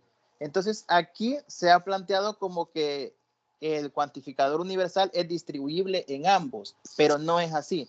Si usted lee con detenimiento el material de introducción a lógica matemática en las páginas, bueno, página del PDF sería página 12 en adelante, página del libro formalmente serían por ahí por la página 40 del libro, 12 del PDF. Ahí usted va a encontrar algunos ejemplos donde le muestran también que la distribución del cuantificador universal en un I y en un O, en un caso es viable, en el otro caso no siempre es cierta. Distribuir un para todo en un I, distribuirlo, esta sí se puede. Le voy a poner yo por aquí un chequecito de que esta sí es cierta.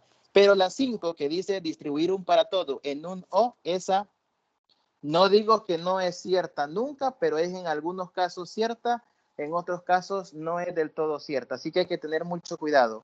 El cuantificador universal se puede distribuir de manera exacta en una conjunción, en un I, pero cuando es una disyunción, entonces ahí hay que tener un poquito de cuidado porque a veces pueden ser ciertas, a veces no.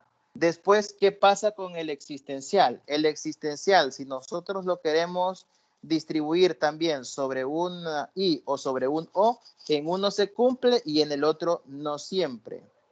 El existencial se puede distribuir sin ningún problema.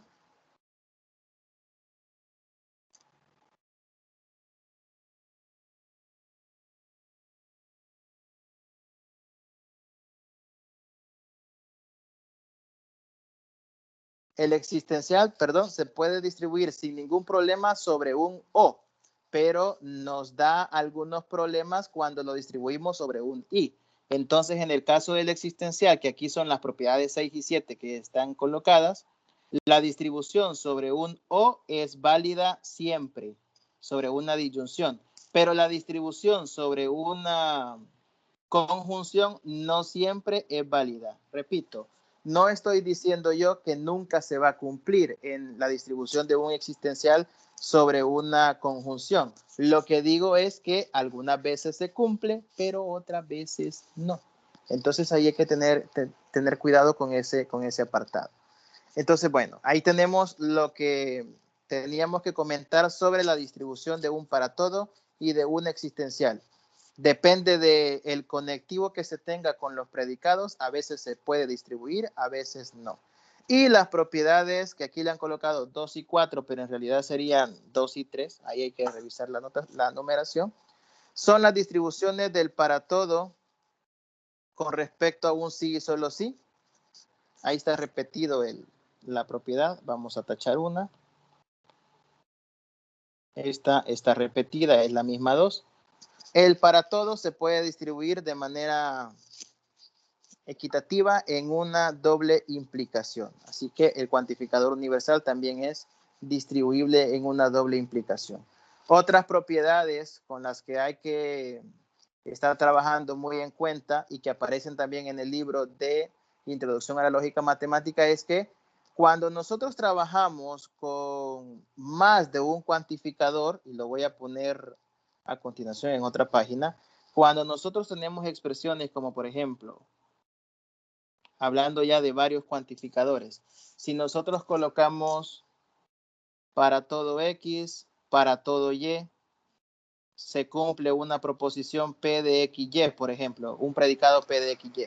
Cuando hablamos ya de varios términos, de varias variables, y hablamos de varios cuantificadores, por ejemplo, 2, si nosotros trabajamos con dos cuantificadores, si los cuantificadores son iguales y aparece para todo X, para todo Y, esto es lo mismo que escribir para todo Y, para todo X.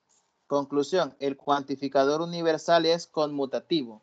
Da lo mismo colocar primero para todo X y luego para todo Y que primero para todo X y luego para todo Y. El existencial también es conmutativo. Da lo mismo colocar existe un X, existe un Y que cumplen un cierto predicado que colocar existe un Y y existe un X que cumplen también cierto predicado. Entonces se cumple la llamada conmutatividad cuando aparecen dos cuantificadores, pero los dos cuantificadores son exactamente el mismo. Cuando aparecen cuantificadores diferentes, un para todo y un existe, o primero el existe y luego un para todo, eso ya no es igual. No es lo mismo colocar primero un para todo y luego un existe que al revés, que colocar primero un existe y luego un para todo. Entonces, es conmutativa cuando el cuantificador es el mismo, pero cuando el cuantificador es diferente, no se cumple la conmutatividad. Y otra propiedad muy importante de los cuantificadores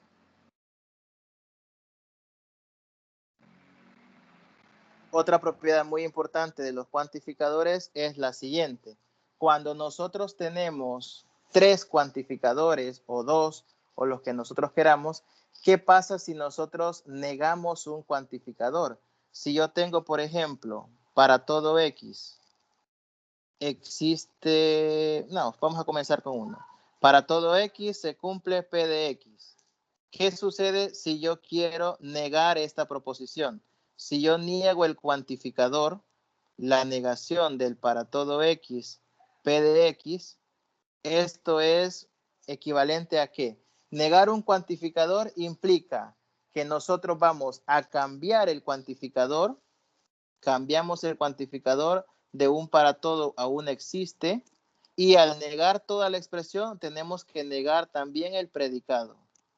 Cambiamos cuantificador y negamos predicado. De la misma manera, si yo quiero negar un existencial, esto sería igual a cambiar el existencial a un para todo y negar el predicado. Esto es negar un existencial y negar un predicado, que tiene algo que ver con lo que, insisto, un compañero preguntaba al inicio sobre la parte de los cuantificadores universales negativos. No es lo mismo cuantificador universal negativo que la negación de un cuantificador universal. La negación de un cuantificador universal, en este caso, lo primero que puse significa cambio el universal a un existencial y niego el predicado. Negar un existencial es cambio el existencial a un para todo y niego el predicado. Cambiamos cuantificador y negamos ahí el predicado. Y cuando ya aparecen varios cuantificadores, imagínense que aparece un para todo X, existe un Y tal que se cumple P de XY. ¿Cómo sería la negación de los dos cuantificadores? Negamos en primera instancia toda la expresión. Negar más de un cuantificador que aparecen en una expresión no es complicado. Simplemente se cambian los dos cuantificadores. Existe el para todo, se cambia a un existe. El existe se cambia a un para todo y se niega el predicado. Negación de P de XY. Y ahí tendríamos la forma de trabajar la negación de varios predicados cuando me están apareciendo en una misma oración, la negación de varios predicados.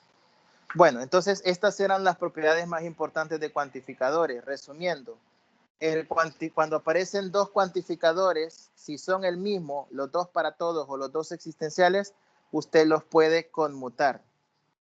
La forma de negar varios cuantificadores o un solo cuantificador es cambiar el cuantificador para todo al existencial o el existencial al para todo y negar el predicado.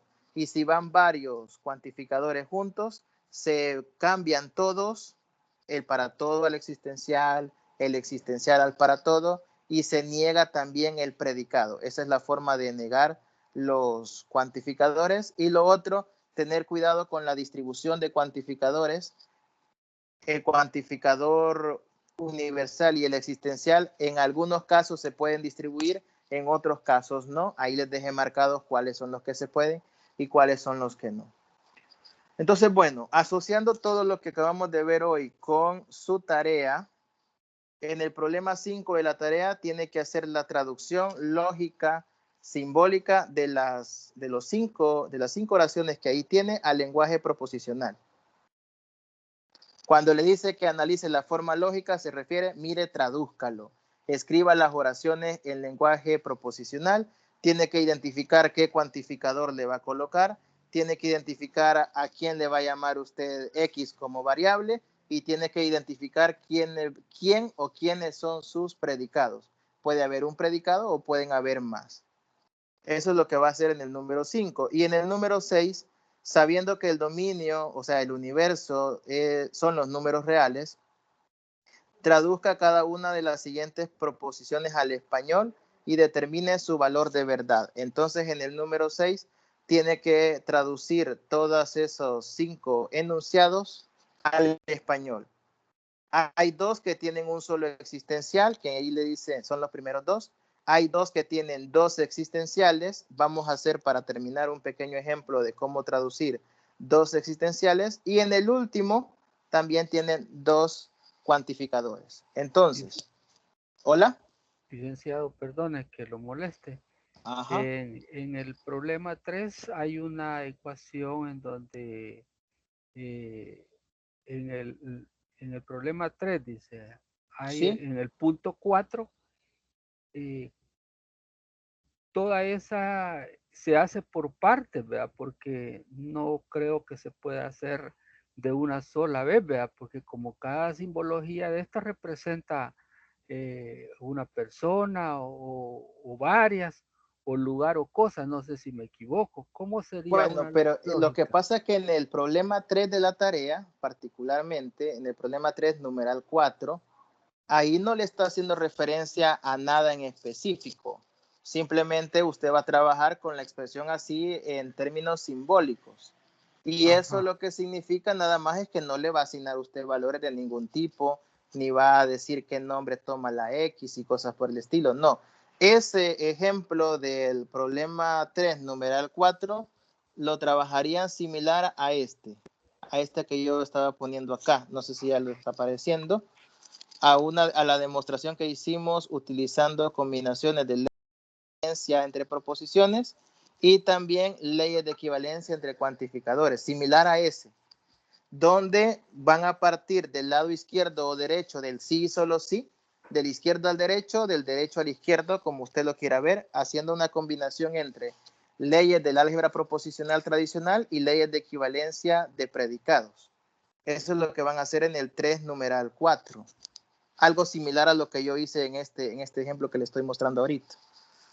Aplicando leyes de equivalencia entre cuantificadores y también entre álgebra de proposiciones normal para hacer la traducción. Sí. Eso es lo que Muchas tendrían que gracias, hacer. licenciado. Bueno. Entonces le decía, Licenciado, ajá, ¿qué pasó? ahí me perdí yo, pero no lo quería interrumpir, fíjese. Si usted se fija, ahí dijo que cuando se cambiaba el para todo, se negaba también el existencial y toda la proposición, dijo. Y Sí. aquí al final parece que nos dijo que negar el cuantificador, dijo, solo se cambiaba el cuantificador, el inverso, por decirlo así, y solo se negaba la proposición y no negaba ya el cuantificador. Ahí fue donde yo Sí. me perdí también un poco. Es que vaya, una cosa es colocar una expresión equivalente y otra cosa es negar la expresión que teníamos al inicio. En este, por ejemplo, que estoy mostrando ahorita, lo que hemos ocupado son expresiones equivalentes. Cuando son expresiones equivalentes, ¿ya? Estamos buscando una que sea igual a mi original. Y la igual a un para todo, por ejemplo, es cambio el cuantificador, pero también niego el cuantificador y negamos el predicado. O sea, negamos, por decirlo así, las dos cosas. Aquí está, esta es la tabla que yo quería mostrar. Pero eso es porque yo estoy buscando una expresión equivalente. Se cambia el cuantificador y también se niega el predicado. Pero en la última parte, yo lo que estoy haciendo es no buscando algo equivalente, sino negando la expresión. O sea, colocando lo contrario. No sé si me explico. En una parte es una expresión equivalente y por eso se le pone la negación también al existencial. Pero en esta última parte lo que estoy viendo es la negación de un cuantificador. Quizá confunde el hecho de la línea que yo estoy colocando acá, pero lo que yo voy a poner para distinguir es esto, la negación. Yo lo que estoy buscando es la negación, no algo equivalente. Por eso es que cambia el cuantificador, pero ya no le pongo la negación al inicio. No sé si se va entendiendo. Sé que es un poco confuso. Ajá. Sí, no, sí ya me quedó claro que hay que distinguir cuando es una equivalencia y cuando es una negación. Exacto. Eso sí ya no había entendido yo, me había quedado. Exacto. No, pero está bien la pregunta y es entendible la confusión porque de hecho son bien parecidas. Lo único que cambia, como usted mismo lo dijo, es que en la negación el existe y el para todos se cambian, pero ya no se le coloca la negación. Es una negación, es la gran diferencia de todo. Pero como le digo, y como usted mismo ya entendió, una cosa es buscar una expresión equivalente donde se usan lo de aquellas tablitas y otra cosa es negar la expresión. Ahí hay que tener el cuidado de qué es lo que uno va a usar. Y ya para terminar, para no quitarles mucho tiempo, solamente comentar cómo se interpretan o se traduce cuando tenemos nosotros dos cuantificadores juntos. Por ejemplo, si yo le coloco esto, para todo X existe un y aquí le coloco la condición Y mayor que X. Para todo, porque este es algo parecido a lo que tienen que hacer en el problema 6 de la tarea. Para todo X existe un Y tal que Y es mayor que X. ¿Qué estoy diciendo con esto? Estoy diciendo que para todos, supongamos que el universo son los números reales. Supongamos que el universo son los reales. Entonces con esto estoy diciendo que para todo número real X,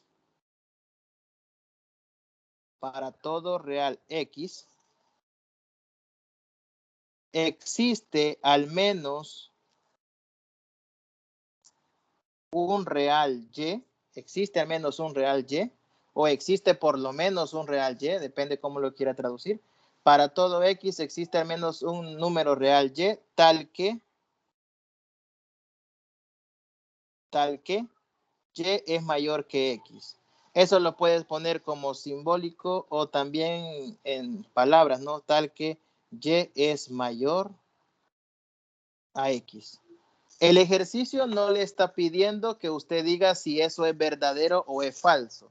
Solo le está, sí le pide que es verdadero o es falso. Determine su valor de verdad. Entonces creo que traducirlo no le va a costar. Ver la traducción al lenguaje normal no les va a costar. Pero aquí viene la parte crucial. ¿Cómo saber si esta expresión es verdadera o falsa? Analice bien el orden de los cuantificadores. Dice, para todo número real X existe al menos un número real tal que Y es mayor a X. Es decir, me está diciendo que yo puedo escoger cualquier número real X porque para todos va a cumplir, que para todo número real X yo siempre voy a encontrar un número que es mayor que él. ¿Será eso cierto? Sí. Usted póngase a pensar, si usted busca cualquier número real X que usted se imagine, para cualquier número usted siempre va a encontrar otro que sea mayor a él. Entonces, el valor de verdad de esta proposición es verdadera. Y aquí viene el detalle de por qué no es conmutativo el hecho de cambiar los cuantificadores. Dejo el mismo predicado y yo cambio los cuantificadores. Pongo primero el existe y luego el para todo. ¿Cómo se traduce esto? Se traduce como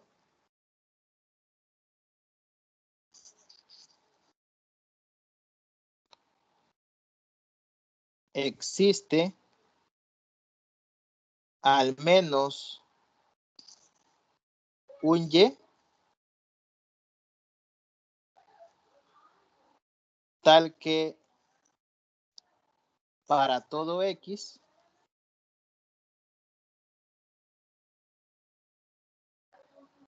se cumple que Y es mayor a X.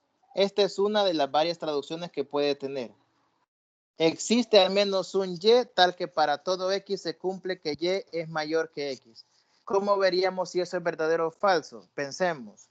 Un momento. Existe al menos un Y. Quiere decir que de todos los números reales que existen, existe por lo menos uno que es mayor que todos los valores X posibles. Existe al menos un Y tal que cumple con ser mayor que todos los valores posibles de X. ¿Será eso cierto? No. No existe ningún número que cumpla con ser mayor que todos los números reales, porque estamos trabajando con todos los números reales. Entonces, es cuestión de ver cómo se interpreta y cómo analiza uno esta situación.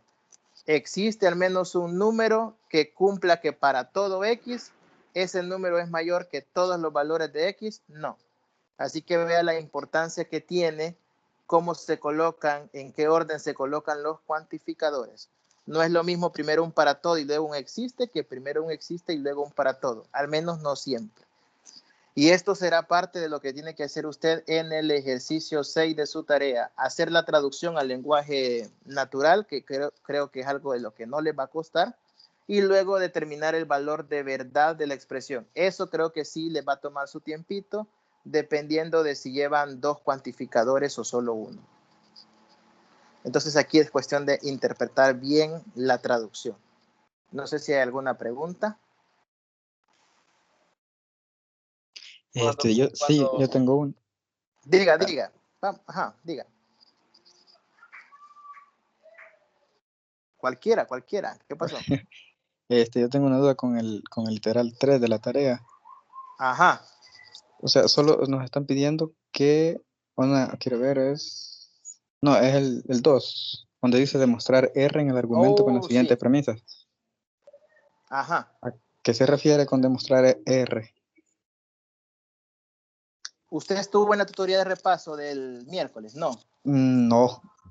Vaya. En la tutoría de repaso del miércoles vimos el tema de reglas de inferencia y hacíamos mención a la regla del modus tollens, tollendo tollens, ponendo ponens, regla de la doble negación, y en fin.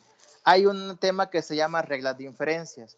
En esas reglas de inferencia se trata de demostrar una cierta proposición a partir de un conjunto de proposiciones llamadas premisas. En este caso del tercer ejercicio de la parte 2 del problema 2, las 8 proposiciones que ahí le dan compuestas son las llamadas premisas. Y se trata de aplicar reglas de inferencia para llevar de todas esas 8 premisas, obtener una conclusión. Y cuando le dicen demostrar R, significa que va a usar reglas de inferencia para, a partir de las 8 premisas que están ahí, obtener como resultado nada más la variable o la proposición R. O sea que ahí hay que ocupar reglas de inferencia. Ok, gracias. Ajá. Si quiere, hoy les dije que les iba a compartir el enlace de la grabación de la tutoría del miércoles, de la de repaso, así que ahí puede revisar más o menos lo que hablamos de reglas de reglas de inferencia, que no tocamos todas las reglas que hay, solamente las más importantes, pero eso le puede dar una idea de cómo tiene que abordar no solo ese, sino que los 3 de esa parte. Y en WhatsApp la compartiría. Sí, ahí la voy a compartir. De hecho, ya me la voy a automandar y se la voy a compartir ahorita, terminando la tutoría. Va, gracias. Ahí medio lo revisa. Ajá, el otro y por compañero. cierto, ¿Qué pasó? en el problema 1, el símbolo que sale, ¿verdad? Que significa disyunción.